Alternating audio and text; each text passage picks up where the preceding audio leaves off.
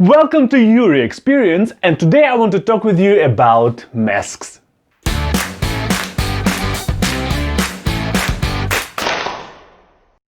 I did plan to have that kind of content where I am talking about some myths and misconceptions, and I just say my opinion about them and maybe look something up and decide whether it's true or not, but I plan to do it next year. And except for that, I also want to have this whole thing or category of how to debate in some specific controversial field. But again, I wanted to do that next year. But since the cases are rising again, and they were rising for some period of time already, but they're rising right now woohoo, rising, the debate in masks world started again. What is a good mask? What is a bad mask? Do we need masks? Are masks dangerous? Why do we need to masks? Wouldn't I die if I wear a mask? There are so many things, and I will cover a couple of them today. The main misconception that I have heard about masks is that masks are dangerous. It happens because you breathe inside of the mask, and all of the air that you are breathing out, you are also using for breathing in, which is bad for your health, right? If it would be like that, exactly as I told you, the air that we breathe out, we use for breathing in, yes, it would be very bad for our health. That is what air that we are breathing normally, normal situations, consists of. And that is what air that we are breathing out of our body consists of. If you want to, you can pause the video and look the numbers specifically. I don't want to stay here for too long time. So basically the main thing that happens is we breathe something in, and then in our lungs some oxygen stays in our lungs and goes to our blood flow, and some carbon dioxide leaves our blood flow and goes through lungs outside of the body. By the way, it is extremely important that percentages of these different components are exactly like that. Plus minus some small amount. Because our body worked for years, decades, hundreds of years to develop itself in such a way that we can work with this system. If we have way more oxygen, then at the beginning we will start feeling dizzy and then maybe die. That is the reason why people who dive, the divers in water, they don't use oxygen. They do use oxygen, but not pure oxygen. There's normally a mixture of different gases, because if you would only breathe oxygen, you would die.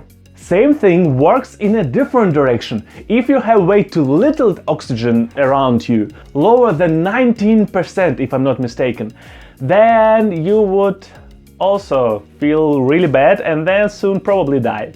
Since carbon dioxide is not in a big amount in air anyway, there's no really lower border, lower than that and you will probably die. However, I wouldn't go so far to say that amount of carbon dioxide not important at all. Also in bottom border, but what I can say that there is an upper border. Actually, there are regions like this. There are regions in this amount is good, this amount is worse, this amount is worse, this amount is I die. So if you think about it, if we would breathe in the air that we breathe out, we would probably die.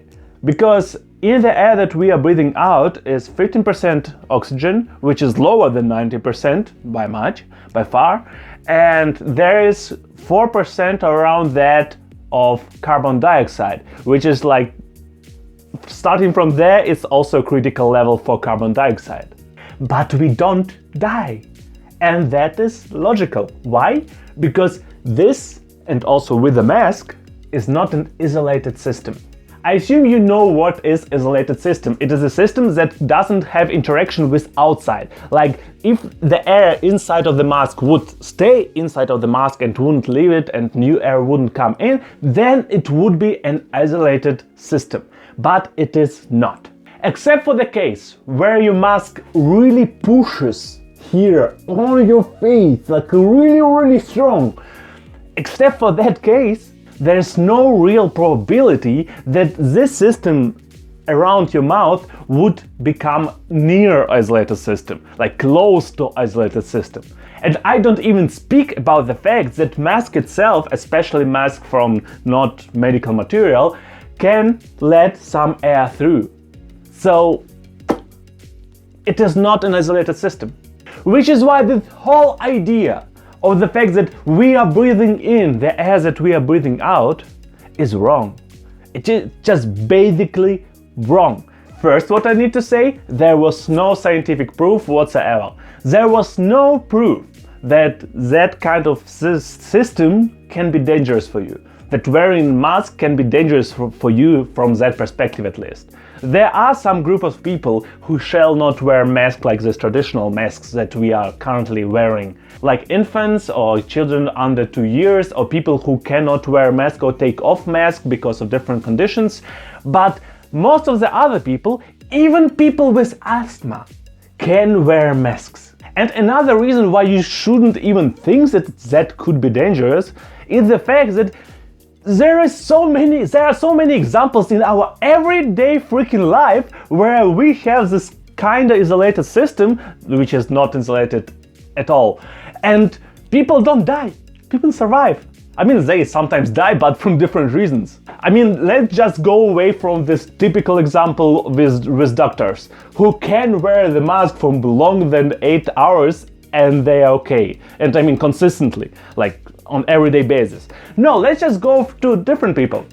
For example, people who are riding bikes, like motorbikes, and wearing helmets. If you are wearing a helmet, then you also have an isolated system because you are breathing like in the helmet, you don't breathe out of it. Is it dangerous? I mean, riding bike is kind of dangerous, but not because of the helmet, right? And straight ahead, another example. People who are going skiing or like snowboarding, they are wearing masks, protection masks, warm protection masks, on a lot of occasions. Why are these masks still not prohibited? They should be dangerous, right? No, they aren't. They are protective masks and they do their thing. I mean, it doesn't matter how would you create material, no material can not capture anything, like any air or any fluid that we are breathing out. Which is why if the masks would be dangerous, then that thing would be dangerous by far too. Based on my knowledge and understanding, most of the people don't really have a physiological problem with the mask. If anything, they have a psychological problem. And I don't mean deep psychological problem or some psychological condition, because there are people who have psychological conditions which actually make for them wearing a mask like really crazy experience. And they still do it. And then other people who don't really have psychological conditions, but they have psychological problems with it. And they don't do it because of that. Because at the end of the day, it is uncomfortable. Because that is a psychological problem. You don't really have shortage on air. If you are not running a marathon in a mask that kind of covering everything as it could, you don't have shortage on air. That is just facts. The problem that you have with the mask is probably the fact that mask is uncomfortable, at least during the first time of wearing or during the first period of wearing, and the fact that mask catches fluids that you are breathing out, which is actually a target of it. That is the main reason why you feel like you have shortage of air on air. And because also the air is hot, and in winter, like hot air, cold air, and you're feeling refreshed through cold air, and then when you are breathing hot air, it is bad.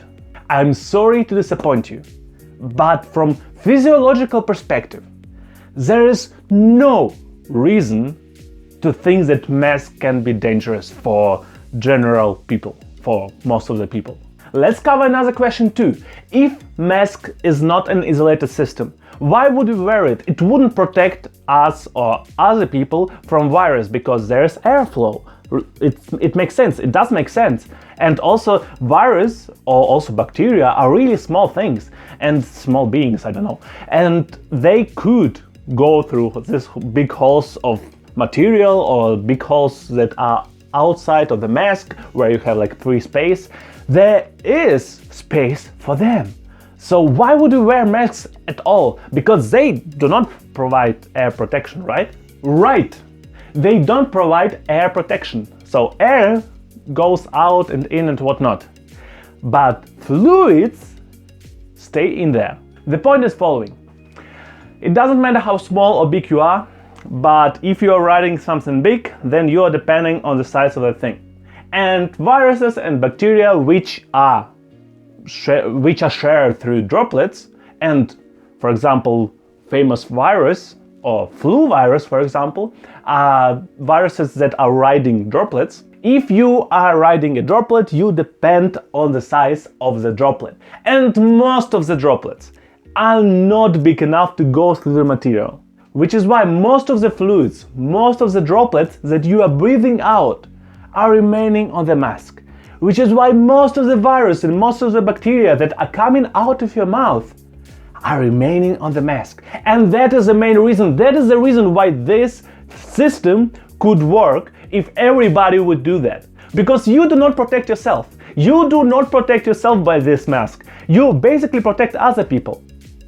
I'm sorry to say that, to tell you that, but it doesn't work like that. As long as you are not wearing a full protective suit, you are not protecting yourself. You are protecting others, if not always also, but I mean, with a mask you protect other people, not yourself. But let us think about it. If every freaking body would wear a mask, wouldn't every freaking body be also protected? Like, if I protect you from me, then you are protected from me. If everybody protects you from them, then you are protected. So basically, that's how it works. That's why mask works. However, as I always say, there's no 100%. The mask is not a perfect solution. The mask is not a solution to solve it all. The mask is not something that will resolve this whole problem. There are a lot of reasons for that. You still have a lot of holes, and although most of your fluids will remain on your mask, some of them will go out of the mask, will go out of the mask, will go out of the mask, and will go in the environment. And then if other person will be at that place during that time, that person will breathe something in and that person can get the illness. That is the point. And here I will maybe say my personal opinion or my personal thoughts on the matter. If I can save one person with some little annoyance for me and without any bad things for me, I would save that person. And that is what you are doing by a mask, basically. You are trying to save one person. One person maybe in 50, one person in 100, one person in a million, I don't know. I mean, there's no real possibility to calculate how many people would you protect with a mask. But I will do my best, because if I can save somebody, why wouldn't I? Why wouldn't you? There were also some suggestions that masks are a way of somebody to control us and the way of somebody to shut our mouth. And there is something to it, because thanks to the masks, we cannot communicate as easily as we did it prior to that. Because people don't see our mouths. And if you don't see my mouth, it's more difficult for you to pick up the small mimic things that can help you to understand what I'm talking about and understand what are my feelings behind it. And that is true. That is completely true, and that makes life difficult for a lot of people. However, it doesn't mean that you cannot work around it. That doesn't mean that you cannot use your hands, that you cannot use your eyebrows. By the way, your eyebrows are one of the most important mimic things at all.